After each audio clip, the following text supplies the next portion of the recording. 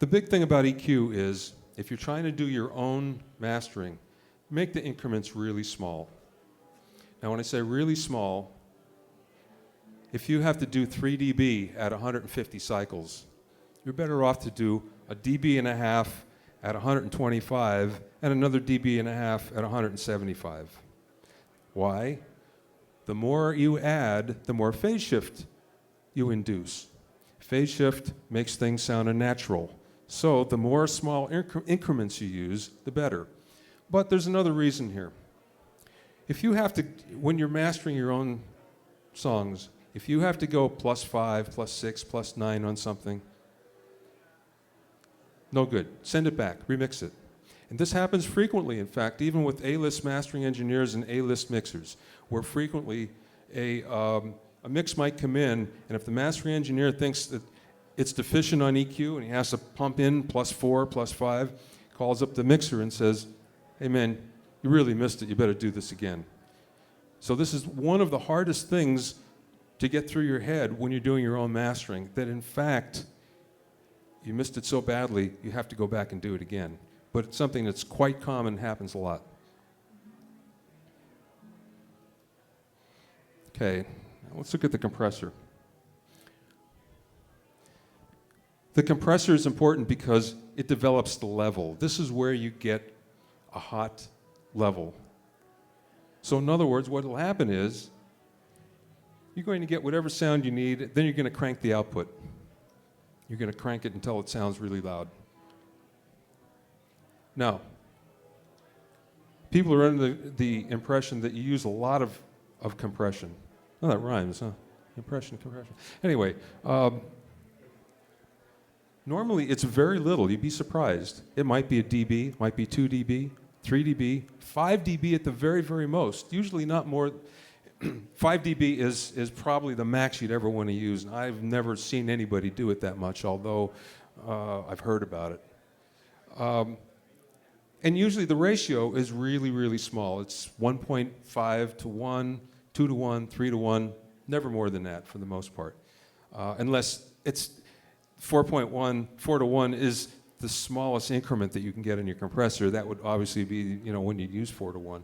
But usually it's the very, very smallest ratio you can get. Now, here's the thing. The attack and release times are really important.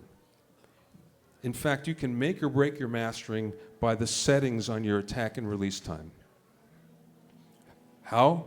Well, for instance, if you have the attack turned too fast, you can make everything sound dull, take away the punch of the song, because the transients won't be getting through.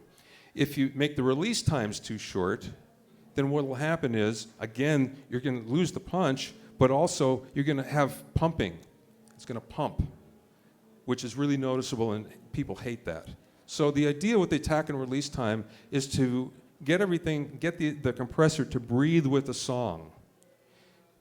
So in other words, you're setting it in such a way where it's breathing with the rhythm.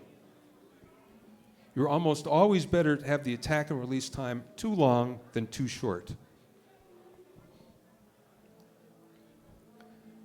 Now let's go to the brick wall limiter. Now again, this is the very, very last thing you're going to have in the signal chain, and you've got to have it. And it has to be a brick wall limiter. Now why do they call it a brick wall limiter? They call it that because there's no way the signal is getting above the ceiling that you set. Just is not going to happen. Now how does that happen? Well, it has something called look-ahead technology. And what it will do, it actually looks at the signal, delays the signal for a couple of milliseconds, figures out what the transient is, and figures out how to deal with it. Now, the reason why this only works in a digital domain. It doesn't work in the analog domain because there's no such thing as look-ahead in the analog domain. So this is the beauty of using a digital plug-in. Once again, the attack and release times are really, really important because you can make things sound really dull, and you can take away the punch if you set them wrong.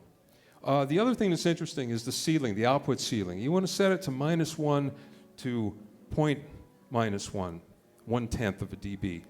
Most pro mastering engineers will set it to -0.1 dB. That's as high as you can get without it clipping, without it going to an over. Now, sometimes you're better off to set it to -1 or even -2. And the reason why, if you're going to make an MP3, most MP3 encoders, not all, but most of them, actually encode hot. So when they kick out the output, your MP3, when they finally make it, it's going to be hot. So, in fact, that's why you have crunchy sounding MP3s sometimes. It will sound great until you make the MP3, and you wonder, why does my MP3 sound so funny? Well, it's because your MP3 encoder is kicking it out hot. So, here's some things to remember if you want to master yourself. This is the very most important thing you can do if you're mastering something for yourself or someone else. Listen to songs that you like first. Get the best sounding songs that you can think of. Either ones that you've worked on, ones that your friends have worked on, CDs that you love the sound of. This is the most important thing. The reason why is this is your reference point. You're going to try to make everything sound like this song or these groups of songs that you have. Most important thing. And listen to them first. Don't do the mastering, then listen to them. Listen to these first. Take some time, and then try to match them. Stay away from EQ. Now, obviously, it's the one thing everybody wants to do. They want to EQ and EQ and EQ some more. And usually you can EQ the life out of something or make it too big, which happens frequently, or make it too strident or whatever the case. But really, you're a lot better off if you stay away from EQ. And it's especially important if you're doing your own mastering. Why? Well, because if you're listening on a set of speakers that already have a funny response in the room, say it's not a perfect response, well, you're EQing against the problems that you already incurred. So you're doubling the problems that you had. You cannot do your own mastering on the same speakers that you originally used. And you can't do it in the same room. It's not going to work. Well, take that back. It is going to work. You just can't EQ. That's all. So take the EQ out of your head except for little bits. +1 here, -1 there. And surprisingly enough, when you're mastering, when the level is pushed up with compression and limiting, just that little increment makes a big, big difference. You'd be surprised, but it does make a big difference. Concentrate in song levels. This is the one thing that pro mastering engineers do that people that have never gone to a pro don't understand. You want the group of songs that you have to all sound the same in the same level. You can get away with them sounding different in tone as long as they're the same level. Obviously, you want them to sound the same in tone, you want them to sound the same in volume, but this is primary. This is the first thing. Concentrate on song levels. Do before and after comparisons. Well, you never know if you're actually helping or hurting the song unless you have the ability to A/B.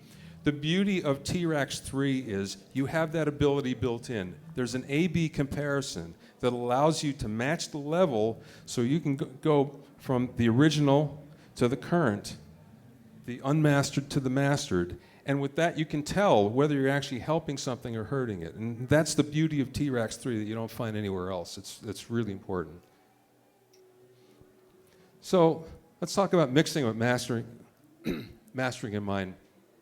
Now, you're mixing something, someone else may master it, you may master it, doesn't matter. Don't over EQ. And you keep on coming back to that. The less EQ you use, the better. T-RackS has wonderful EQs. I love the EQP1, which is the Pultec simulation. It sounds terrific. And it sounds so good that it makes you want to use it on everything when you're mixing, and it makes you want to turn it up because it sounds so good. You have to hold yourself back from that because usually the mastering engineer, whoever it is, if it's you or somebody else, they can't fix something that's over EQ'd. Just can't.